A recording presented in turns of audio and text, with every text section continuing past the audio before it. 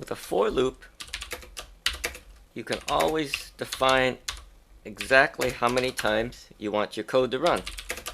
So for example, if we want to run 4 times, we can create a for loop, use an underscore, go from 1 to 4, and these 3 dots, remember, mean up to and including 4. So we're going to 1, 2, 3, and 4, and if we run this code, you can see that it loops exactly 4 times. And if we change this value, we can change this to 2 times, or 200 times if we want. But what if we don't know how many times we want to loop? Then the for loop won't help us because we must define exactly how many times it can loop. And so that's why there's something called a while loop. So for example, you could have something like this.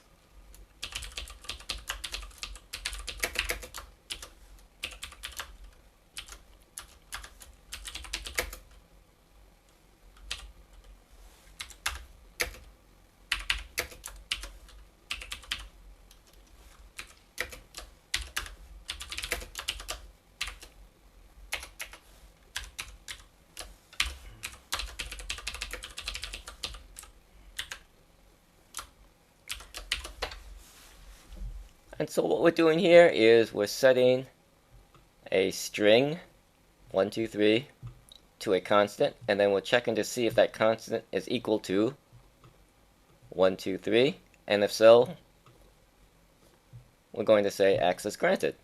And this is similar to a password program that checks to see if you have a valid password. Now one thing you're going to see here is you see how it's constantly counting. That's because we created what's called an endless loop. In this case, our constant entered password is always equal to 1, 2, 3. So we're constantly printing this over and over again. And this is a big problem with while loops. Because if you remember, the for loop will always stop after a certain number of times. The while loop will keep running as long as something is true. And in this case, as long as our constant is equal to 1, 2, 3, it will constantly be true. And so this endless loop that we've just created here, if this runs in your program, it will make your program appear to freeze or hang. A for loop will always end at a certain time, but a while loop has the potential of running endlessly. So to keep a while loop from running endlessly, what you need to do is somehow change how this Boolean expression works. And that means you have to make sure that it eventually becomes false. And one way we can do that is simply to change this from a constant to a variable so we can modify it. And here we can give it a new value.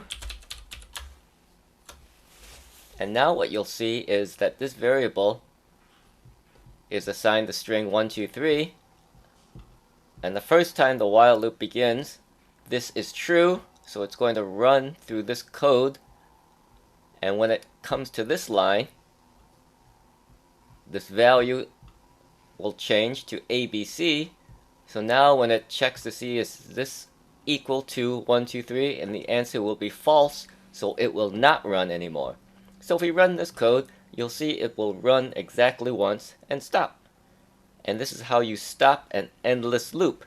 You have to make sure you create some variable, and then you check to see if that variable is true or false, and somewhere within the while loop you must absolutely change that value at some point so the while loop will eventually stop.